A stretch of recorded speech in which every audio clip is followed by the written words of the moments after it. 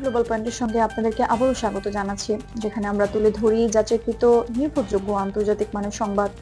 নিয়মিত এমন আপডেট পেতে আমাদের চ্যানেলটি সাবস্ক্রাইব করতে ভুলবেন না।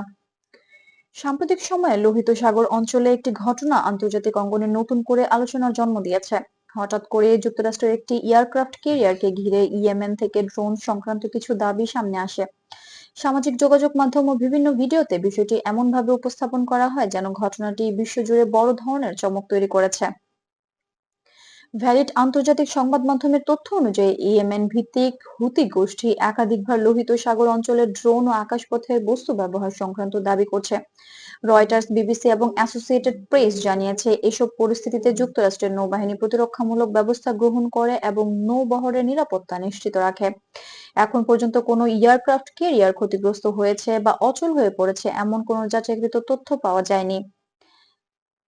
এই ঘটনায় ইয়েমেনের ড্রোন প্রযুক্তি এবং ইউএস নেভির আধুনিক এয়ারক্রাফট ক্যারিয়ার ব্যবস্থা কার্যপ্রণালী নিয়ে আলোচনা করা হয়েছে।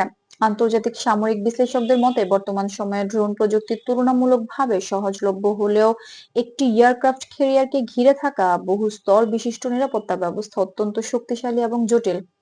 মার্কিন প্রতিরক্ষা দপ্তরের পক্ষ থেকে জানানো হয়েছে, লোহিত সাগর ও আশেপাশের জলসীমায় নৌবহর মোতায়েনের মূল উদ্দেশ্য হচ্ছে বাণিজ্যিক জাহাজ ও নৌ চলাচলের নিরাপত্তা বজায় রাখা। এই ধরনের পরিস্থিতিতে সম্ভাব্য ঝুঁকি শনাক্ত করা হলে তাৎক্ষণিকভাবে প্রতিরক্ষামূলক পদক্ষেপ নেওয়া হয়, যাতে কোনো দুঃখজনক পরিণতি এড়ানো যায়।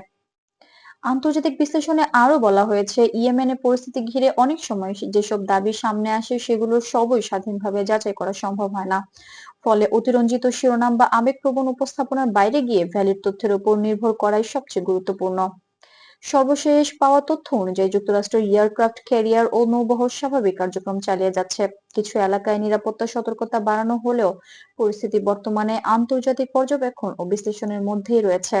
গ্লোবাল পয়েন্টের পক্ষ থেকে এটাই ছিল আজকের আপডেট।